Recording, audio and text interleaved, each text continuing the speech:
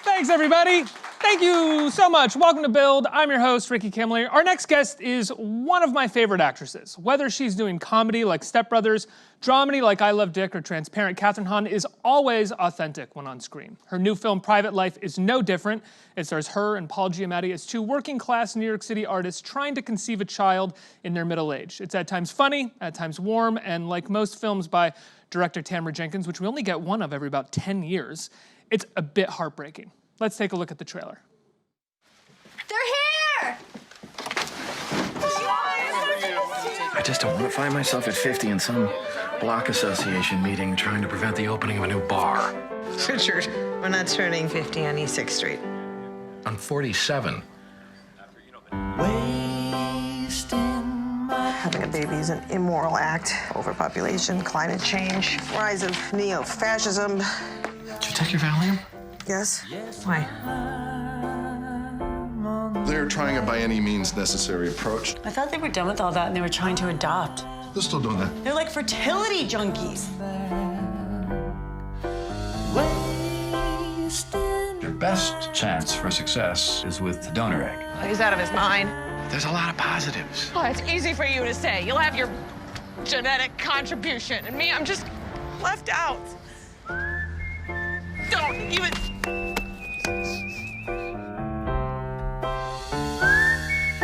Mom, Uncle Richard and Aunt Rachel said I could stay at their place anytime I want to. They're not in any position to take care of anyone but themselves right now. My mom told me you guys had a lot going on, but I had no idea. This is a really bad time for me to be crashing here, isn't it? No, not at all. Really? Because I have friends in Bushwick. We're so glad that you're here. Dreams are nothing more than... So how's college going? Everyone is so convinced of their own artistic promise that I'm like, hey, my uncle is an award-winning theater genius, and my aunt is a real-life playwright, and they're over 40 and still have to live in a rent-stabilized apartment on Avenue A with like drunks and graffiti in the front. So don't talk to me about the sacrifices you're making to be an artist, okay? What do you think? Did you give your unborn child to these people? Totally. I wish you were my parent sometimes. I feel closer to you than everyone else in the family. Surprise! Happy anniversary. Everybody, please welcome the great Kathryn Hahn. Hi. I said this backstage, but it just makes sense that you are in a Tamara Jenkins movie. It just makes perfect sense. I am so crazy. Can't believe I'm in a Chris Ware. Chris Ware is the artist that did this. He was a graphic artist that I've been obsessed with forever, and I can't believe I'm in What else has he Illustrated. done? It's very familiar looking. He did the poster for the Savages. Right. Okay. And he's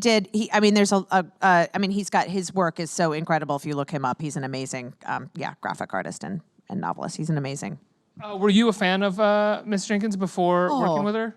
Yeah, I mean, Slums of Beverly Hills, and then The Savages is like one of my favorites. I mean, that feels to me like when I think of that movie, it's like I feel like I watched like a home movie. You know what I mean? Like it seeped. I feel like I know those characters so well. And This too, I feel the same way about this, and the way that most movies would try to find high drama, would try to find melodrama to inject in this, and what she is so good at is knowing that the drama is in the subtlety and in the minor things that these people have to work out. That it's already such a intense experience that they're going through. It's going to be about very little things that are going to kind of set them off. And it's also hits that, yes, and it's also, it's very difficult to find, and it goes back to her script. Like her writing is so extraordinary in that it finds that like perfect pocket, that like weird, like she calls it like the shimmer. Like there's no other way to really describe it. Like the shimmer between, like, you know, that feeling of like that caught in your like that feeling in your throat where you're like, am I gonna burst into tears or start laughing hysterically? Like that feeling that just like right on the edge feeling that is really a hard tone to find.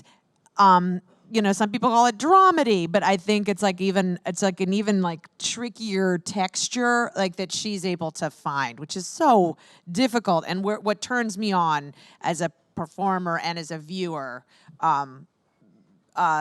it's genre-wise, I think, is that feeling. So, and she's just like kind of a genius at being able to like find it.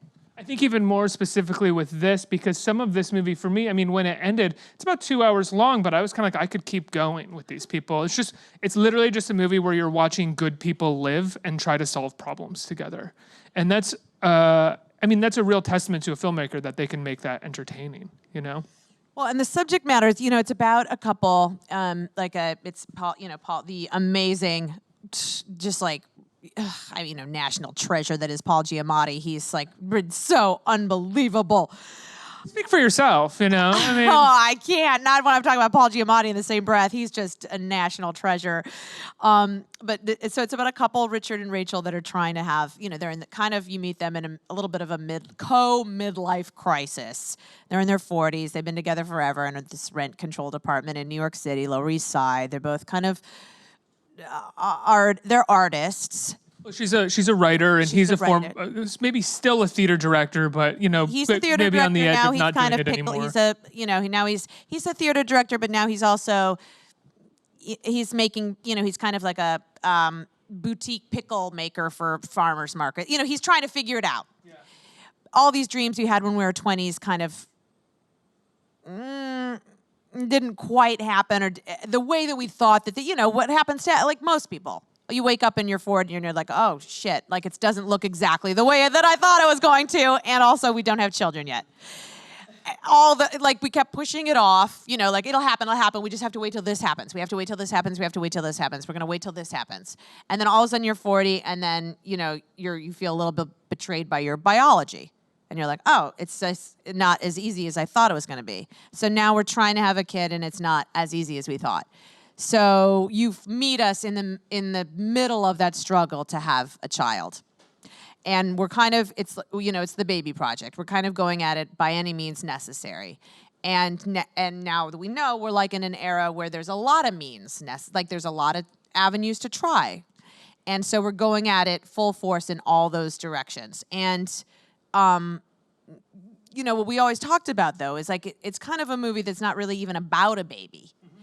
Like it's really about this like couple. It's kind of more like existential. It's this couple kind of just like going forward through middle age. It's kind of like it's just you kind of are with this couple trying to manage this next chapter of like what to do with these dreams that they thought that were going to happen and they haven't. Which I think we can all, I don't know, some of you guys are much younger than I am. All of your dreams will one day fade away, and you will be facing the next chapter. Just enjoy the optimism of 2018, because it's cute out there, isn't it? Can I tell you, Kathryn, you're the first person who's ever sat on this stage and said, enjoy the optimism of 2018. Yeah, right, I know. I'm saying that with a lot of irony, kids. It's all good. Is it? One of the things, what I love though, as much as they're facing this next chapter and they're in this, and there's this idea that some of the dreams that they've had have not worked out, they've kind of already worked that out as a couple. It's very lived in. All of these things that I think most movies would try to be like, oh, that's an idea that they could be figuring out. It's like, no. They've figured that out, and they're figuring the next thing out, and it all kind of informs how they interact and live with each other, but at the same time, it's not central to the conflicts. No, it's not. That's what at a certain point, Paul said to me, and to Tamara, he was like, oh, this isn't about a baby. This is Waiting for Godot. That's what I mean. It's really about this, and she's able to infuse it, like I said, with such humor, this stuff that's it's like life. It's like these little heartbreaks and these little, there's all these little mourning periods and these little, victories and heartbreaks, over and over and over again in this path, this baby project that you could just apply to life. But it's just this, you just see them on this path to trying to have a family. They think that that's gonna complete them, or that's gonna be the answer. But in fact, and what I found so moving about the two of them is that they're so in love. Their relationship is so deep and so connected.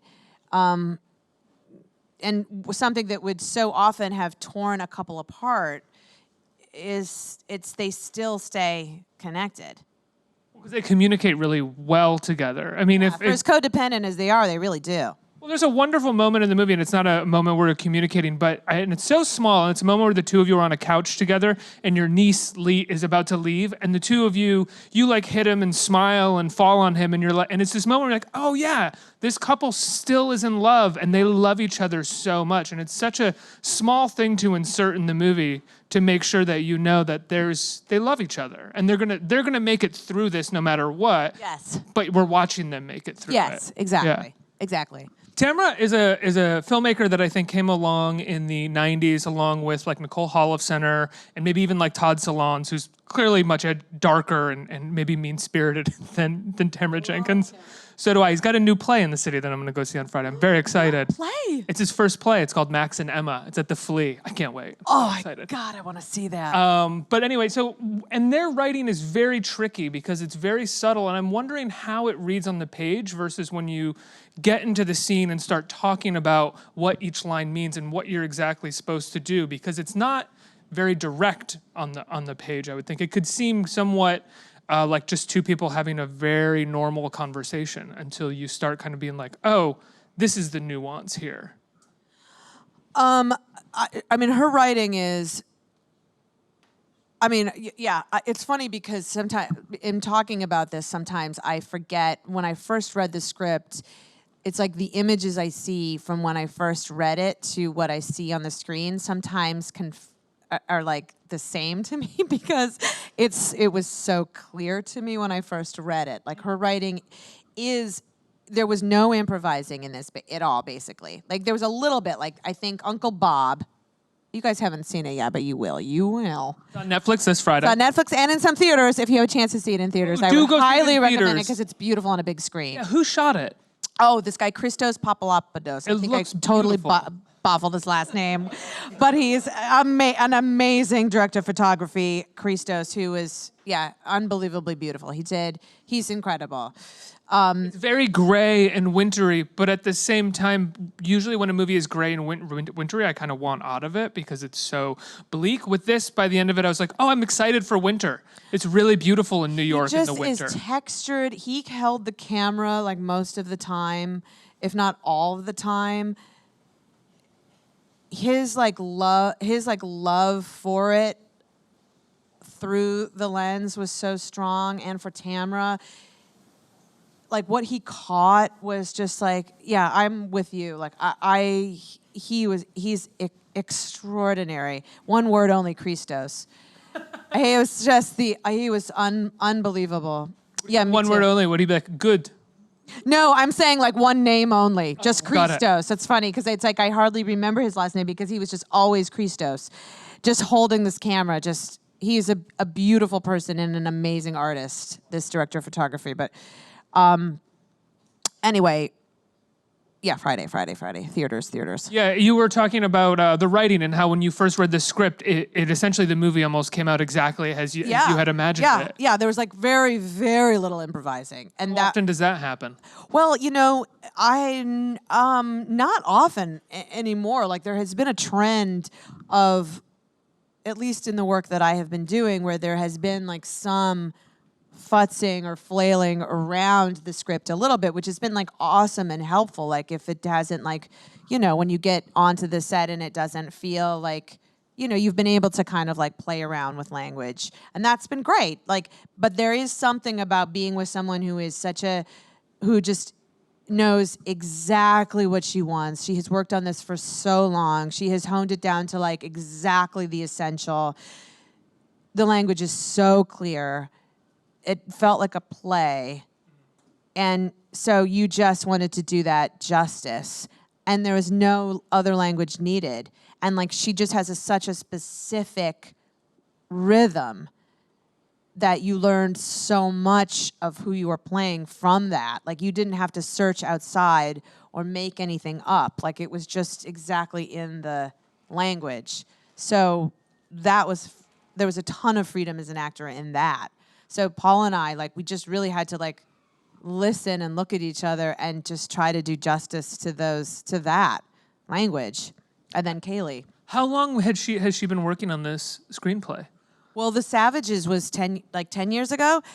And a lot of people, I remember at Sundance had kept asking her, like, where have you been? Where have you been? Like, why does it take so long? And like, it was funny because it was an interesting question to be asked over and over again. I mean, she had a kid. You know, I don't think that it took her that long for any other reason but that she, you know, had to find what story she wanted to tell next. And I think she would say, I mean, this is her question to answer, but I think it took her like, you know, it takes like two years to write something. And then like a couple years to edit it or, you know. Get it made. Yeah. Get money to make it. Yeah. And then exactly. Get it together. But then when it came together, we shot it in 30 days. Wow. And then, and that was like a year and a half ago. And then, it was like, it was a fast, and then we shot from January to March. And I swear we experienced, for some reason in those months, every season all 4 seasons, and neither of the seasons coincided with the seasons that we were shooting in this movie. So it was like, I have such strong memories of these crew guys carrying around hefty bags with dried autumn leaves in them, like just kind of like futilely trying to like throw them, or naturally trying to like throw autumn leaves around driveways, like maybe this will look like fall. So it was it was awesome. We were fighting weather a lot. It felt very Greek while we were doing this. I think you can tell a movie like this, you can tell that the writer has worked as long as it sounds like she worked. Maybe it wasn't 10 years, because there are so many avenues that this story could explore or paths that this could follow. Yeah. And it doesn't do that, but yet at the same time, you still feel like those paths are there. Yes. For the viewer or for the writer to have followed up on. You know, I think of Molly Shannon's character, and like we said before, about the sort of the dreams that you guys had about yourselves and now where you are. And that's so clearly a path that like she probably followed as a writer, and it's there, but that's not the story that she's telling in this moment, you know? Does that make sense? Maybe not. No, it does. There's a word called palimpsest. Is that the word palimpsest? I think that it's like when you see I've never heard. I love it. It's like it's like a word that means like when you can see the other writing or the other paintings underneath the other paintings. Yes. So but you can totally see that in this. Like you can see layers underneath it, for sure. I think deeply just like drawn texture, characters that come from exactly. Yeah, you can see the texture of the for sure. And I think for sure. Because this is, I think Tamara would say that there's like, it's not autobiographical at all. Like she would say it's not autobiographical, but it's like emotionally autobiographical, And part of the story is about women coming of a certain age as well. Molly Shannon's character is going through menopause, and it's why did you laugh? Who laughed at that? I am a 34-year-old man that's comfortable talking about menopause, and it's we have to laugh. Yeah. Sometimes we have to. Fair. What else can we do? Well, that's fair. It's not my place to criticize a woman for laughing at menopause. But she's amazing in the film. I mean, you say the national treasure, Paul Giamatti. This is a movie of many national treasures. Yes. And, Tamara has said, too, like, there's a couple different stories, because there's the story of there's the story of this couple, and then there's also this other story that's happening of this like 3 ages of women, which is not really, because I'm like Molly's a second older than I am, but it is like you see the Kayli character, my character, and Molly's character kind of like going through these journeys and choices of just womanhood. For sure, that's another story that's happening as well. You also kind of get the story of these men as well, who are like really sensitive to their wives, and in turn like somewhat deferent to like them consistently, like Molly's husband at times. Like, whatever you need, honey. Yeah, Like John Carrollage is the best, handing those leftovers through the window. Well, somebody had said that too. Like a journalist had said that during this, and I was like, oh, that's kind of an awesome observation. Is that, with so much kind of like toxic masculinity happening, it's kind of like refreshing and medicinal to see something with like kind of that feels like the antidote to that. Like that there is something about this that feels like the masculinity represented in here is not that. Like, just is not that. Just feels like, not that anyone is like castrated. It doesn't feel like that, but it just feels. You're gonna say castrated. Castrated, because it doesn't feel like that. It just feels like supportive and kind and like, or just like because it doesn't. Like, Paul is a really like, I mean, he's like, absolutely, we are an equal partnership in this. Like, he's an equal partner to, I mean, we're in it together, Paul and I, for sure. It's just a very strange way to make a baby. Well, I think the thing is, like in most movies, a sensitive man would be depicted as someone who still kind of takes care of the situation, but maybe in a nicer way. In this, the sensitive man is much more right to life. I mean, according to my life, in a lot of ways, of a certain kind of like allowance of what's happening around you, and being kind of like, not my time to like step in and take care of this. Just sort of like let people deal with things as they're going to deal with them. And does someone want me here? Okay, I'll come in and take care of it listening. now. Yeah, I mean, even the moment in the beginning of the movie where you're storming around the house half naked and sort of destroying things and quite upset, he kind of hangs back and is like, okay, that she's upset about something. And that's hormones.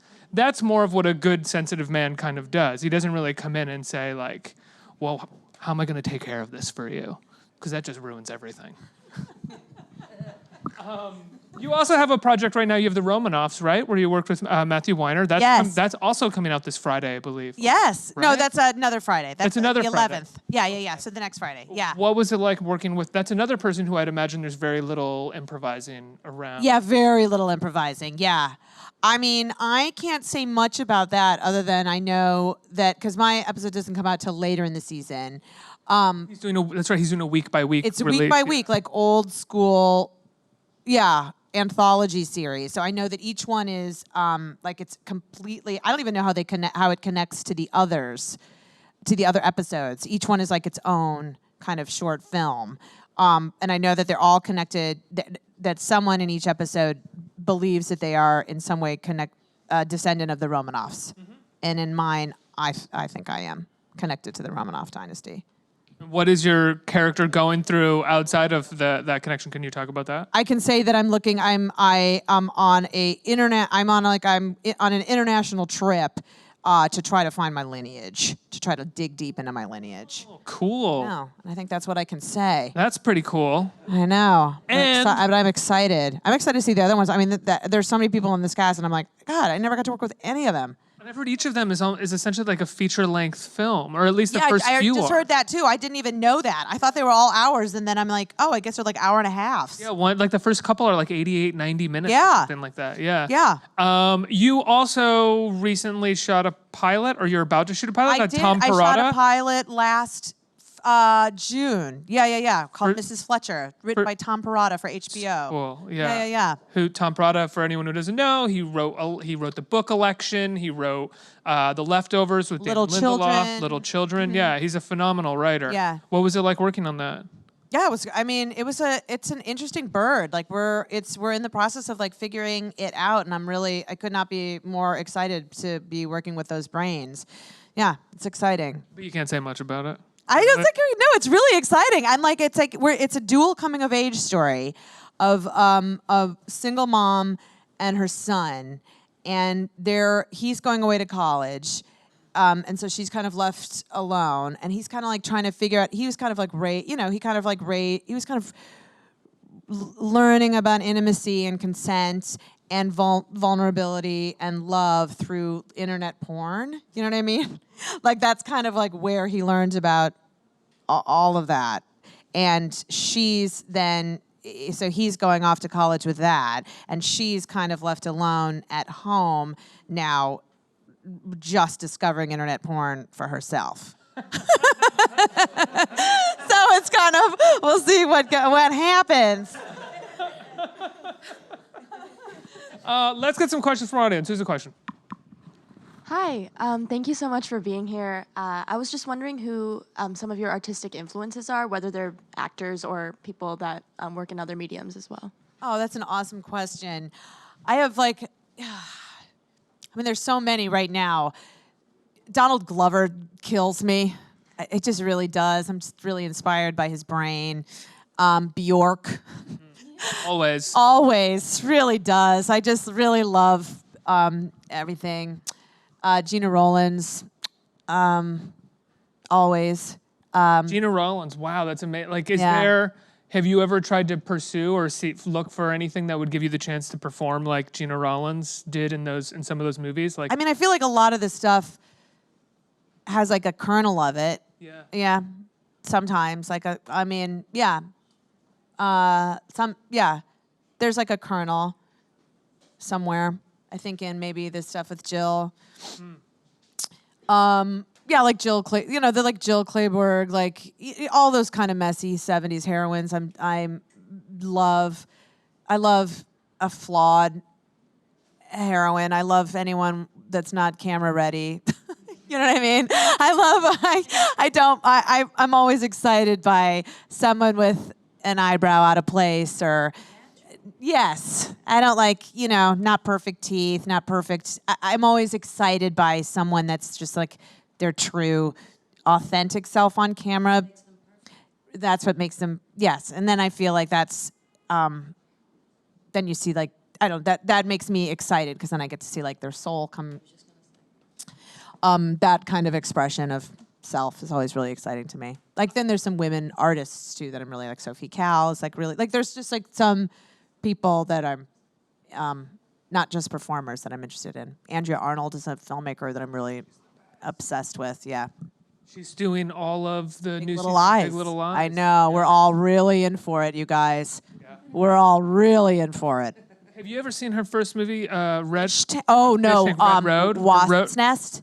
Well, Wasp's Nest was the short. The short is. I think it might be just called Wasp. That short is incredible. Incredibly fucked up. Yeah, like, it's real fucked up.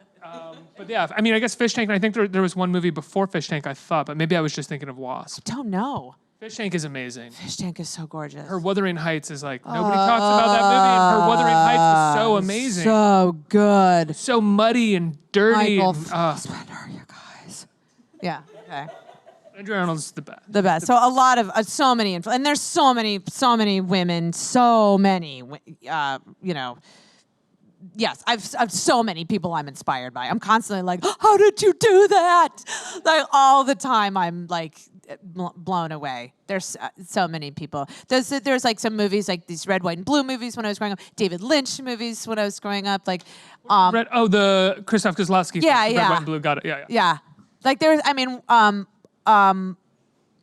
could go on and on when I was a kid in the movie theaters. Like, I just remember even just like, this is a tangent, but seeing Silence of the Lambs for the first time and being like that feeling of it.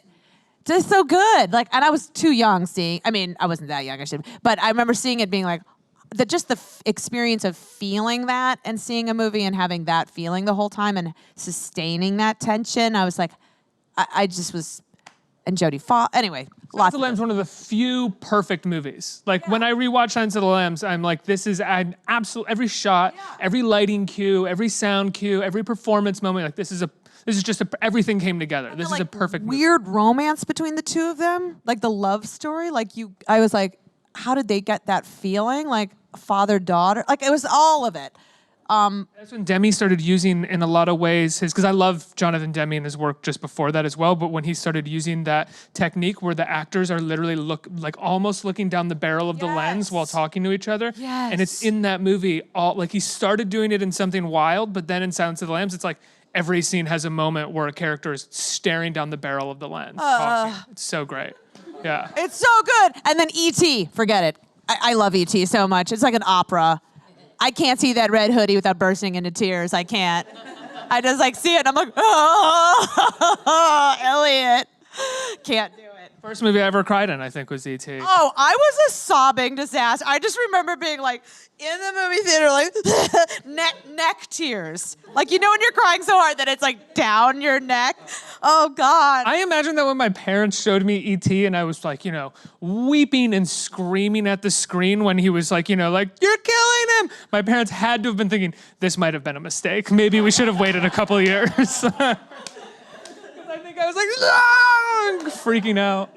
It sounds to me like what you love and what you're inspired by, I would say similar to me in a lot of ways, is when a performance or when a movie feels like it's kind of breaking at the seams, like it never feels like it fits very clearly into the box of what a movie should be and what a performance should be. So it's the thing that snaps you out of your seat and goes, what's that? Why are you doing that? Yeah. That's so different. And I feel like Andrea Arnold is exactly that all the time. Yeah. Next question.